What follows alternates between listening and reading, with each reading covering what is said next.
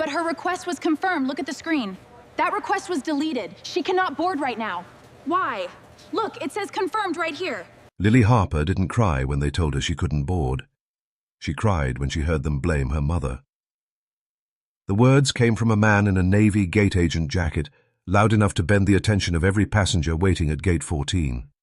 "Ma'am, you can't show up at boarding and demand wheelchair assistance like this," he said. "We have procedures." Mara Harper froze with her phone in one hand and Lily's boarding pass in the other. Her daughter sat beside her in a small black wheelchair with purple tape wrapped around one handle, a tiny attempt to make hospital equipment feel like something that belonged to a kid. Lily's hands rested in her lap, fingers folded so tightly her knuckles had gone pale. "We didn't just show up," Mara said. "I requested it Tuesday. I have the confirmation email." The supervisor, whose badge read Evan Cole, barely glanced at the screen she tried to lift toward him. "I'm telling you what the system says." Behind them, the boarding line shifted. A man in a business suit sighed through his nose. Two teenagers stopped chewing gum and raised their phones without making it obvious. A woman whispered, "That poor kid," but not softly enough to be kind.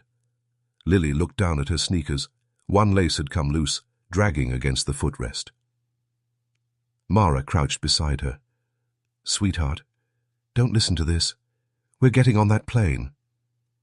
Evan gave a small laugh that carried too far. "Not unless the proper assistance record exists. Safety regulations aren't optional because someone forgot to plan."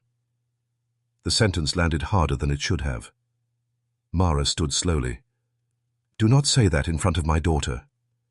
Then step aside so we can continue boarding." A chime sounded from the scanner. Another passenger walked through, then another. Lily watched the jet bridge swallow people one by one, each rolling suitcase bumping over the metal seam like a coup. Out down. "We're going to Mercyvale Children's Hospital," Mara said, her voice thinner now. "Her appointment is tomorrow morning. We have waited 8 months. Evan tapped at the terminal without looking up. "I understand this is emotional," he said, "but emotion doesn't create a record." Lily's mouth trembled. "Mama," she whispered, "did I make us late?" Mara turned so fast the boarding passes bent in her fist. "No," she said, but the gate had already gone quiet enough for everyone to hear. "No," Mara said, but the gate had already gone quiet enough for everyone to hear. Lily stared at her mother's face, searching it the way children do when they are trying to decide whether fear is allowed. Mara smoothed a hand over Lily's hair, careful around the little silver clip shaped like a moon. Her fingers were steady. Her breathing was not. "You packed my blue folder," Lily whispered. "I did." "And the scans?" "In the front pocket. And Dr. Voss said we can't miss it." Mara swallowed. "We are not missing it." Evan made a soft clicking sound with his tongue, as if the conversation had become an inconvenience he had tolerated long enough. He leaned toward the microphone on the desk. "Group 4 and final boarding. Please have your passes ready." The line moved around them. Lily pulled her elbows closer to her body. She had learned how to become smaller in public places, at school assemblies, in crowded elevators, in waiting rooms where adults spoke over her head like she was luggage with a pulse. But she did not lower her chin this time. "My mom called," she said. Her voice was quiet, but it cut through the scanner beeps. Evan looked at her for the first time as if she had surprised him by speaking. "This is an adult matter, sweetheart." Lily's eyes flicked up. "I'm 12. A few passengers shifted. Someone gave a short, startled laugh and then covered it with a cough. Mara's mouth tightened, not with anger now, but pride she couldn't afford to show for long. "She knows exactly what was requested," Mara said, "because she helped me spell the hospital name in the form." Evan's smile thinned. "Then you should understand how important records are." "I do," Mara said. "That's why I saved everything." She unlocked her phone again. The confirmation email sat open, bright against her shaking palm. Before she could raise it, Evan placed one hand, flat on the counter between them. "Ma'am, I'm not reviewing personal emails at the gate. It's from your airline. We use the live system. The live system is wrong. The live system..." is what gets people on planes. A gate agent beside him, younger and pale under the fluorescent lights, glanced at the screen and then quickly away. Mara caught the movement. "What did you see?" she asked. The young agent's lips parted.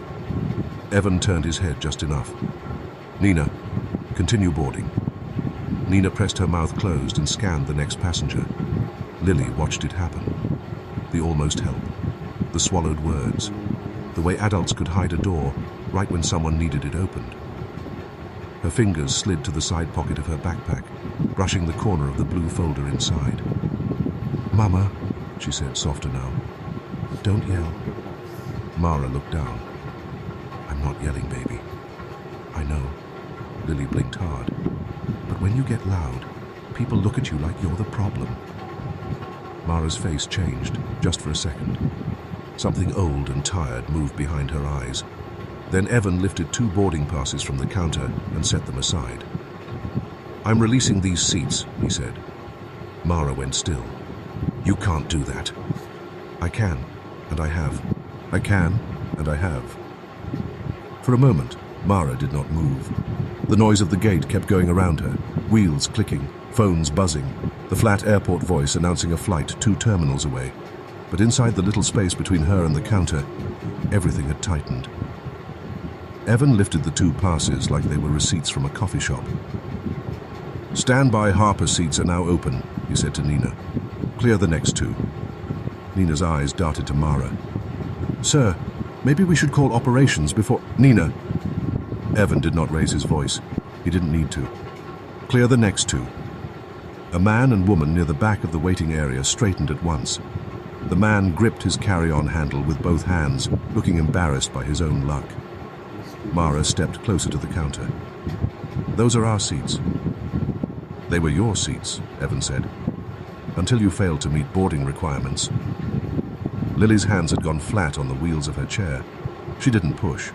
She only held them, as if the whole chair might roll backward without her permission. Mara's voice dropped.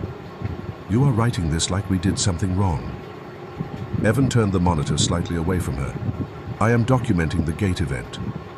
"What event?" "The passenger presented without a valid assistance request." "That is false." He kept typing. Mara leaned far enough to see a few words reflected in the dark plastic frame of the scanner. "Arrived at gate requiring unlisted mobility support. Delayed boarding process. Mother became confrontational." Her face drained. "Delete that." Evan's fingers paused. "Excuse me?" "Delete that sentence right now." The man with the carry-on looked down at his shoes. The woman beside him whispered, "Maybe we shouldn't." But she said it so quietly it belonged more to guilt than action. Evan clicked once, then again, adding something Mara couldn't see.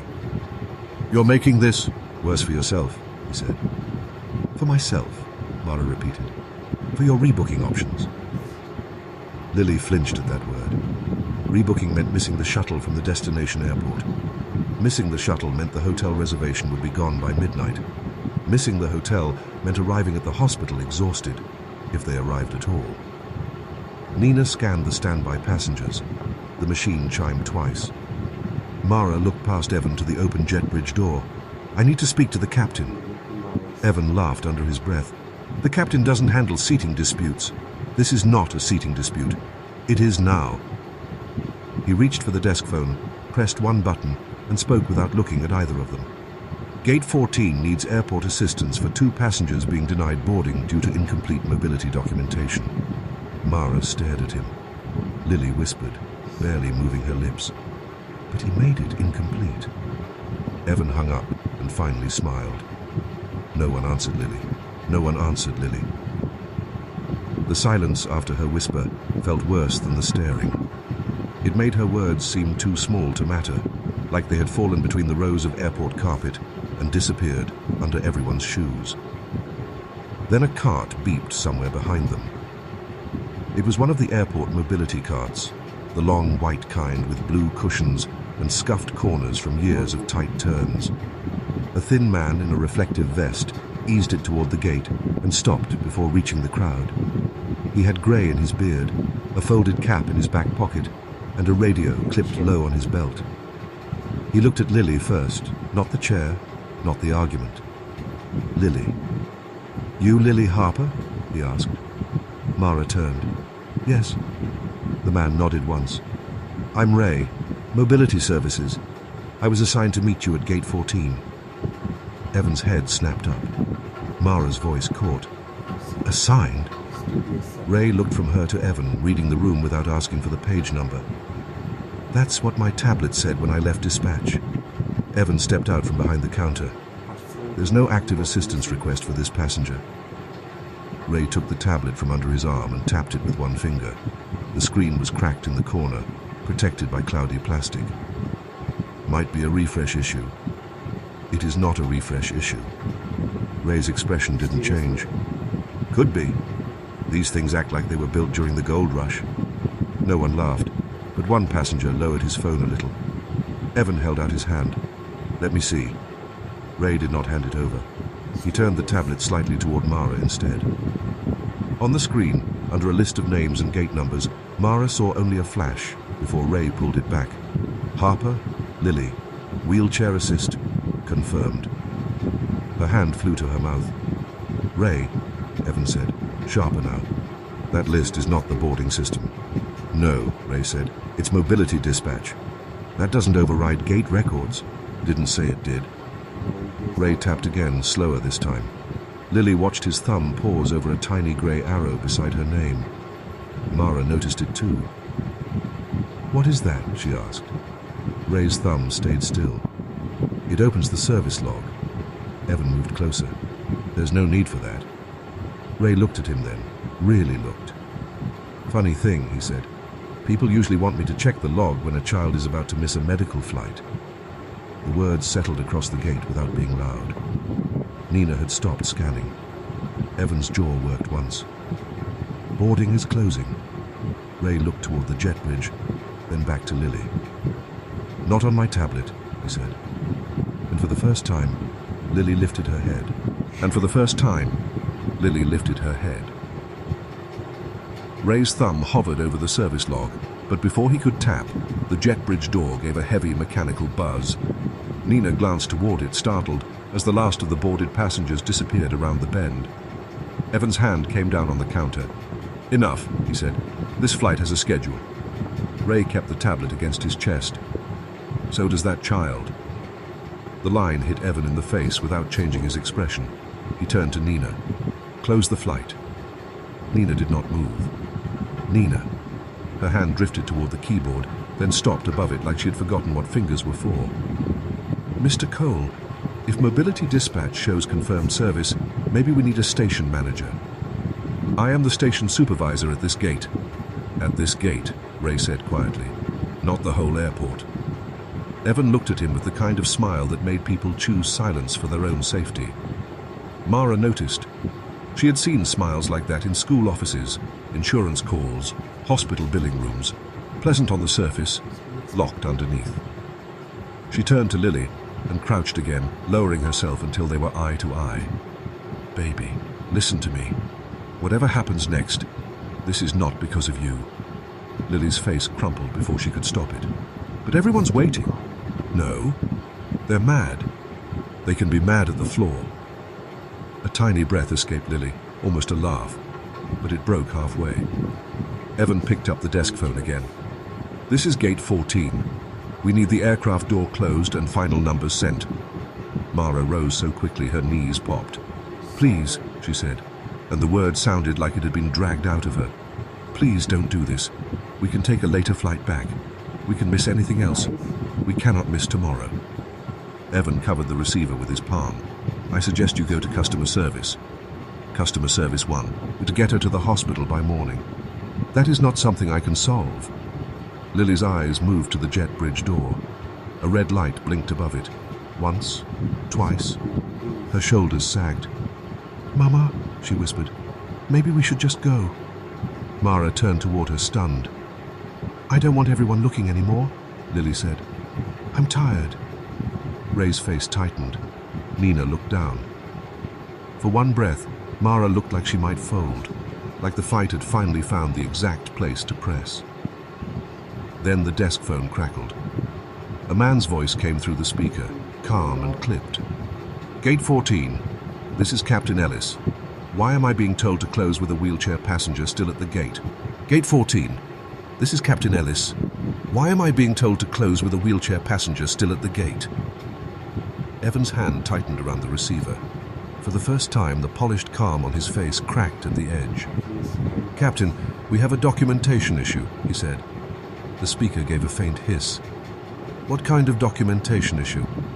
The passenger does not have an active assistance request in the boarding system. Mara stepped closer before Evan could turn away. That's not true. Evan angled his shoulder between her and the phone. Sir, I'm handling it. Captain Ellis did not answer right away. The pause was long enough for every person at the gate to feel it. Then he said, "Put the mother on." Evan's eyes flicked toward the passengers. Phones were no longer half hidden now. A man in a red hoodie had his camera openly raised. The standby woman had backed away from the jet bridge entrance, her face pale with regret. "That's not standard procedure," Evan said. "Neither is closing my aircraft while a mobility worker is standing there with a child," the captain replied. "Put her on." Nina reached for the phone before Evan could stop her. She pressed the speaker button with a sharp little click. Mara leaned toward the counter. "Captain, my name is Mara Harper. My daughter Lily has a hospital appointment tomorrow morning. I requested wheelchair assistance 3 days ago. I have the confirmation email, and the mobility worker here says she was on his dispatch list." Ray lifted his tablet slightly. "Confirmed on my end, Captain." Evan shot him a look. The captain's voice lowered. "Ray Alvarez?" Ray's eyebrows rose. "Yes, sir. I know you. You helped my father last winter." Ray gave the smallest nod, as if that memory belonged in a quieter room. "He yelled at me for pushing too slow. He yells at everyone for that?" A beat. Then the captain's tone, as he hardened. "Open the service log." Evan moved fast. "Captain, with respect, gate operations." "With respect," Captain Ellis cut in. "My door is staying open until I understand why a confirmed mobility passenger is being left behind." The gate changed after that. Not loudly. No one cheered. But people straightened. The shape of the room shifted away from Mara and Lily and toward the counter. Ray tapped the grey arrow. Lily heard the tiny sound of his fingernail against the glass. A loading circle spun on the cracked screen. Mara's hand found Lily's shoulder, warm and trembling. Ray squinted. "That's strange," he said. Evan took one step toward him. Ray lifted the tablet out of reach, eyes still locked on the screen. "It says the request was active at 6:12 p.m., he said slowly, then changed at 6:47. Nina whispered, "Boarding started at 6:45. Captain Ellis spoke through the speaker. "Changed by whom?" Ray did not answer yet. His thumb moved again, opening the next line. His thumb moved again, opening the next line. Ray's face did not change much, but his eyes did. They narrowed at the tablet, as if the screen had insulted him personally.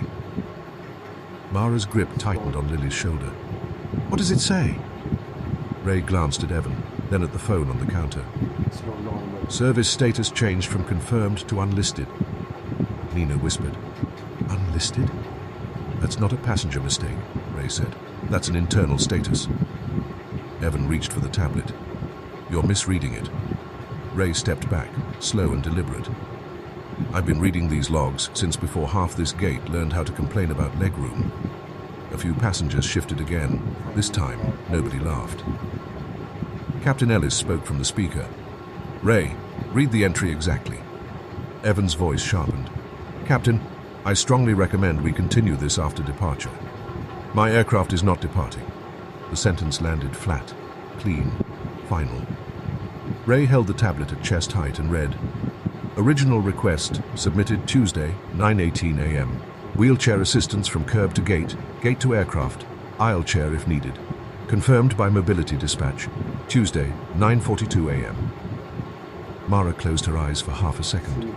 Not relief, not yet. More like proof had finally found the room. Lily looked up at her mother. "You did it." Mara nodded once, unable to speak. Ray scrolled with his thumb. Check-in verified today at 5:03 p.m. Passenger arrived at terminal early. Mobility handoff assigned to Raymond Alvarez at 6:10 p.m.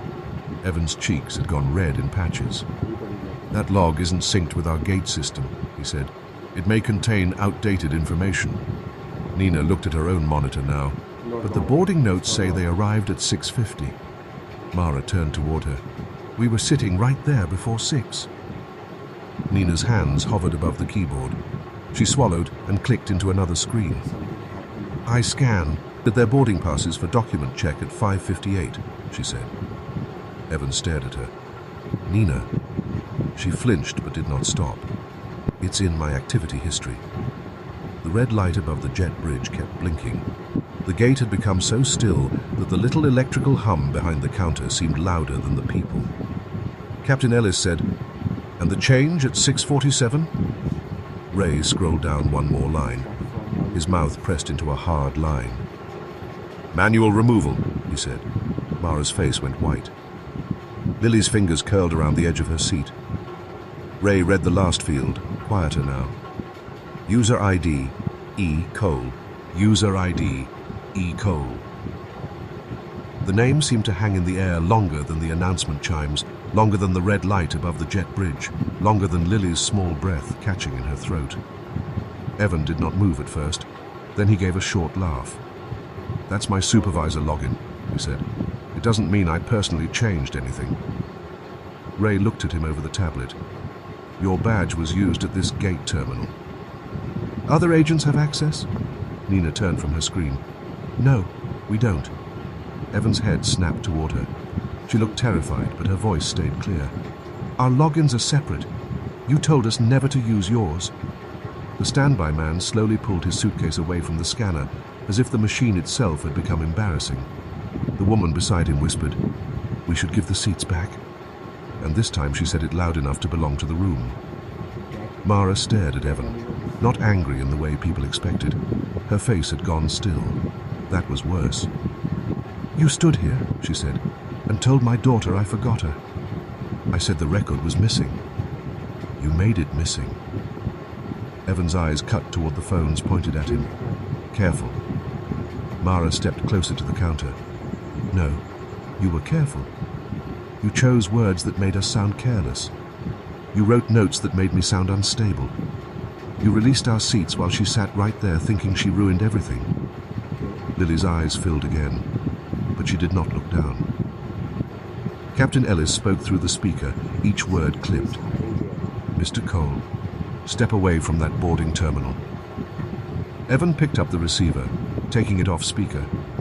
Captain, this is inappropriate. Ray reached over and pressed the speaker button back on.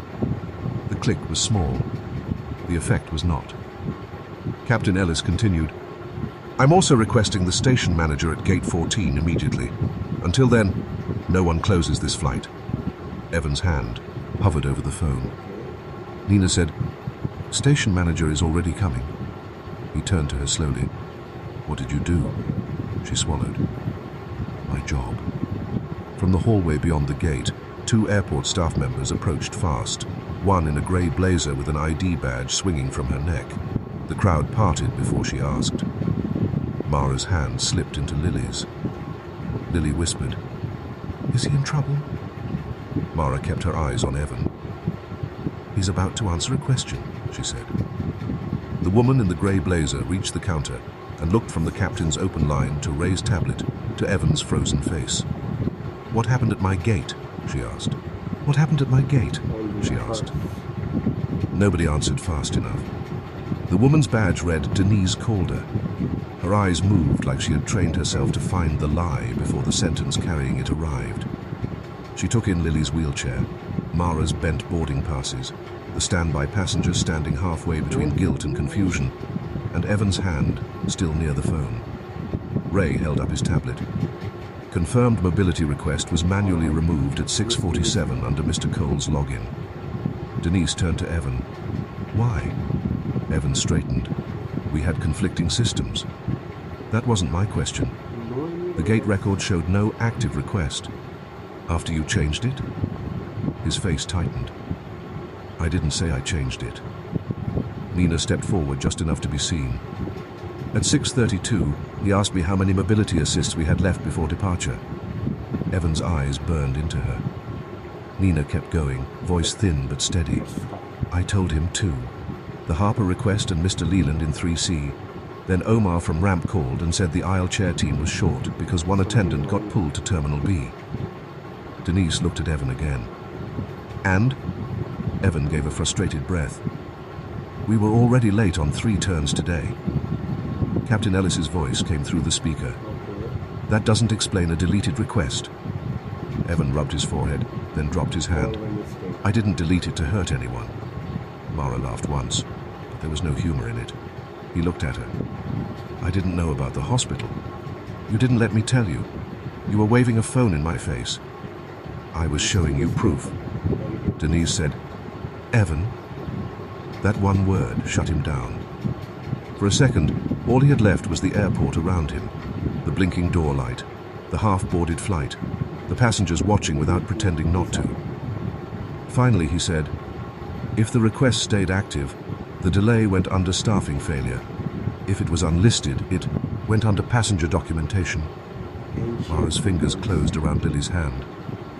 Lily stared at him. So you made it our fault? Evan looked at the floor. Denise did not. She reached across the counter and pulled the keyboard toward herself. Nina, restore the Harper seats. Ray, coordinate boarding assistance. Captain Ellis, thank you for holding. Then she looked at Evan with a calm that made the whole gate colder. Step away from the counter. Step away from the counter. Evan did not move. For 3 seconds he stood there like the sentence had missed him. Then Denise Calder reached for the phone, pressed a button, and spoke toward the open line. Airport security to gate 14, please. Supervisory removal. That did it. Evan's face changed from anger to calculation. Denise, there's no reason to make a scene. You made one when you blamed a 12-year-old for your staffing report. The words carried, not shouted. Worse, clear. Ray rolled the mobility cart closer, then stopped beside Lily's wheelchair without crowding her. How do you feel about purple? He asked. Lily blinked at him. He pointed to the tape on her chair handle. I'm asking because our aisle chair is boring grey, and I don't want you thinking we planned badly. A shaky smile tugged at Lily's mouth before she could hide it. Purple's better. Agreed. But grey has wheels too. Nina typed quickly at the terminal. Her fingers stumbled once, then found their rhythm. Seats restored, she said. Row 12, same as before. Mara let out a breath that sounded like it hurt. The standby woman stepped forward, holding the boarding passes Nina had given her. I'm sorry, she said to Mara. We didn't know. Mara looked at the passes, then at her face. I know. The woman placed them on the counter as if returning something fragile. Her husband kept his eyes down. Evan backed away from the terminal just as 2 uniformed airport officers reached the gate. Denise didn't point, didn't perform for the crowd. She simply turned to them and said, Mr. Cole is no longer assigned here. Please escort him to administration. Evan looked at the passengers now, at the phones, at the people who had heard every line he thought would stay buried inside a system. This is being taken out of context, he said. Ray held up the tablet. The context has a timestamp. No one spoke after that. The officers guided Evan away from the counter. He walked past Lily without looking at her. Lily watched him go, not with triumph, but with the careful stare of a child learning that adults could be caught. Denise came around the counter and lowered herself to Lily's height. Lily, my name is Denise. You should have been helped the moment you arrived. I'm sorry that did not happen. Lily's fingers curled around her armrest. Can we still go? She asked. Denise nodded toward the jet bridge. The captain is waiting for you. The captain is waiting for you. Lily looked toward the jet bridge, but she didn't move. The doorway that had seemed to close on her now stood open, lit from inside, with the rubber floor stretching away like a tunnel. Ray set the grey aisle chair beside her wheelchair and locked its brakes with his shoe. We'll take this slow, he said. Nothing happens until you say you're ready. Lily glanced at Mara. Will it hurt? Maybe a little awkward, Mara said, because lying to Lily had never worked. But I'll be right here. Ray crouched beside the footrest. I've moved football players who complain more than grandmothers with broken hips. You look tougher than both. I'm not a football player. Good. They're heavy, and they never listen. Lily's mouth twitched again. The gate stayed quiet, but it had changed shape. The silence no longer pressed on Mara's back. People stepped aside without being asked. The man in the business suit, the same one who had sighed earlier, moved his laptop bag off the path and stared at the floor. Nina came around with the restored boarding passes. "I'll walk you down," she said, holding them out to Mara. Mara accepted them carefully, as if paper could bruise. "Thank you." Nina's eyes shone, but she blinked it away. "I should have spoken sooner." Ray adjusted the straps on the aisle chair. "Sooner's gone. Now is still here." For once, no one argued with him. They helped Lily transfer inch by inch. Mara held her daughter under the arms. Ray supported her legs, and Lily clenched her jaw so hard a tiny muscle jumped near her cheek. When she settled into the aisle chair, she exhaled through her nose and whispered, "Okay." Mara bent close. "Okay?" Lily nodded. "Just don't let them take my chair away." Ray placed one hand on the purple-taped handle. "This chair doesn't leave my sight." They began down the jet bridge. Every wheeze, L sound echoed against the narrow walls. Halfway down, Mara heard footsteps behind them and turned, ready for another problem. Denise was following with Ray's tablet held flat against her chest. Mara stopped. "What is it?" Denise's face was controlled, but not calm. "I need you to know something before we board," she said.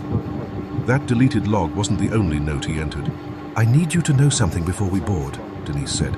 That deleted log wasn't the only note he entered. Mara's hand tightened around the restored boarding passes. The jet bridge air smelled like rubber flooring, cold metal, and the faint coffee breath of 100 travelers who had passed through before them. Lily sat very still in the aisle chair. "Is it about me?" Denise's eyes softened. "It uses your name. It is not about who you are." That answer was too careful. Mara stepped closer. "Show me." Denise hesitated, then turned the tablet so only Mara, Lily, and Ray could see. The screen showed a gate incident note, entered under Evan's login 3 minutes after the seats had been released. Passenger Guardian refused available assistance. Minor became distressed. Boarding denied for safety. Mara read it once, then again. "No," she said quietly. Ray's jaw shifted. There was no available assistance at the counter. Denise nodded. "I know." Mara looked up. "If we hadn't caught the log, that note would follow us." "It would attach to the reservation file," Denise said. "Customer service would see it. Rebooking agents would see it. If you complained later, that would be the first version reviewed." Lily's face changed. She looked suddenly younger than 12. "So, it would say, 'Mom said no.'" Mara turned toward her. "Nobody who matters is going to believe that." But the words had to fight their way out. A crackle came from the aircraft door ahead. A flight attendant in a dark uniform leaned into the jet bridge. "Captain says take all the time you need, but he wants to know if Lily is okay." Lily looked past her, toward the warm cabin light spilling onto the threshold. Passengers inside had gone quiet too. Faces turned from the first few rows, curious but no longer hungry for drama. "I'm okay," Lily said, then glanced at Mara. "I'm mad though." Ray gave a small nod. "That's a healthy system response." Denise tapped the tablet and locked the screen. "I'm preserving both records, the deletion and the false note. Nothing is being edited away." Mara's voice came out rough. "Good." The flight attendant stepped aside at the aircraft door. "Lily Harper." Lily lifted her chin. The woman smiled gently, not too big. "Welcome aboard. The captain saved your spot." "Welcome aboard. The captain saved your spot." Lily rolled forward in the aisle chair, and the cabin seemed to hold its breath around her. The first rows of passengers watched without the boldness they'd had at the gate. Inside the plane, there was nowhere to pretend the story was someone else's problem. Mara walked sideways beside her daughter, one hand hovering near Lily's shoulder without touching, because Lily hated being fussed over when strangers could see. Ray guided the narrow chair with practiced patience. "Tiny bump," he said before the wheels crossed the metal plate. "Plane floors like to announce themselves." The chair jolted softly. Lily inhaled through her teeth but kept her face steady. From the cockpit doorway, Captain Ellis stepped out.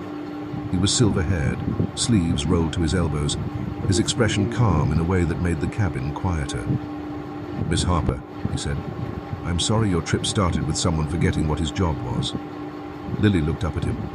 "Are we late?" "A little," he said, "but not because of you." The words did something Mara couldn't. Lily's shoulders lowered by a fraction. A man in row 10 leaned into the aisle. "Captain, some of us have connections." Captain Ellis turned his head slowly. He didn't glare. He didn't need to. "I understand," he said. "We'll do what we can in the air. Right now, we're making sure a passenger boards safely." The man sat back, as if his seat had tugged him down. At row 12, Nina was already there, lifting Mara's bag into the overhead bin. Her movements were quick, almost desperate to make this part go right. Ray locked the aisle chair beside Lily's seat. "All right, Captain saved spot. Window view included, no extra charge somehow." Lily looked at the seat. For the first time since the gate, her lips pressed together for a reason other than pain. Mara helped her shift carefully, one motion at a time. Lily gripped the armrest, then Mara's sleeve, then nothing at all as she settled against the seat back. Ray placed the purple-taped wheelchair folded near the front closet where Lily could still see it. "There," he said, "still in sight." Lily nodded. Denise stepped into the aircraft doorway, phone pressed to her ear. Her face had changed again. Mara noticed. "What now?" Denise lowered the phone. "Corporate safety wants a written statement before departure," she said. "From you." "From you," Denise said. Mara stared at her across the first rows of the cabin. "Before departure?" "I know," Denise said. "I wouldn't ask if it wasn't important. Once the aircraft leaves, the file moves to a different system. I want your statement attached before anyone can soften the wording." Captain Ellis stepped into the aisle. "Will this delay medical travel?" Denise shook her head. 2 minutes if we do it now." Mara looked at Lily. Lily had one hand on the armrest and the other pressed against her backpack, where the blue hospital folder bulged against the zipper. Her face was tired, but her eyes had sharpened. "Do it," Lily said. Mara sat in the aisle seat beside her, and Denise handed over the tablet. The form on the screen had already been opened. At the top, in clean official language, it read, "Passenger reports confusion regarding mobility assistance." Mara's thumb stopped above the keyboard.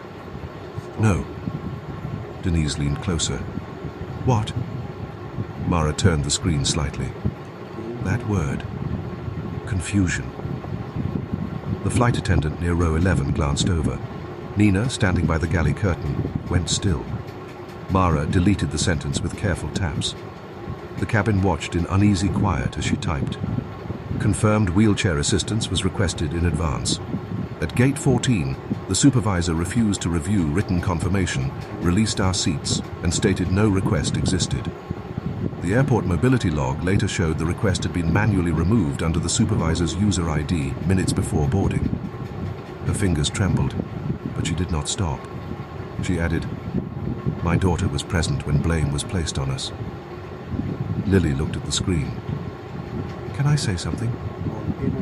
Mara handed the tablet to her without asking why.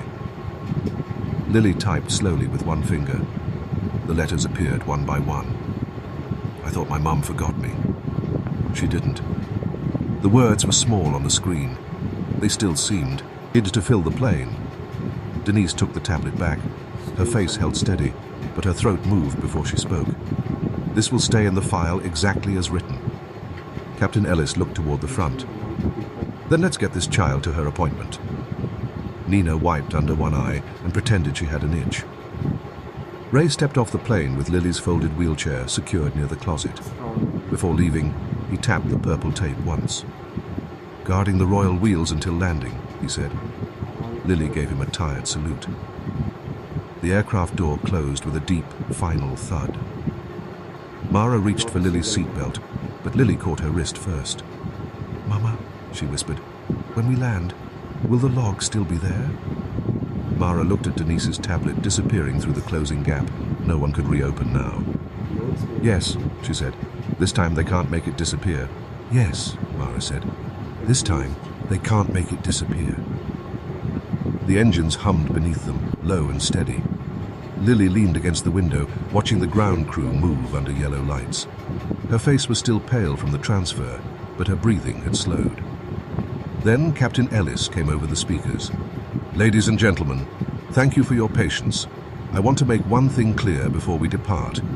The delay tonight was not caused by a passenger, a parent, or a child needing assistance. It was caused by an internal records issue that has now been corrected. We're glad Miss Harper is safely on board." No one clapped. That would have felt wrong.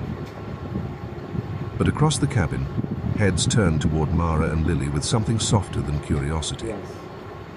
The man from row 10 looked back once, his mouth opening as if he meant to say something. Then he simply nodded. The standby woman, now reseated several rows behind them, pressed a tissue under one eye. Lily didn't look around. She stared at the tiny oval window until the runway lights began sliding backward. The plane lifted, and her hand found Mara's again. By the time they landed, a wheelchair was already waiting at the aircraft door. Not after a reminder, not after an argument. Waiting.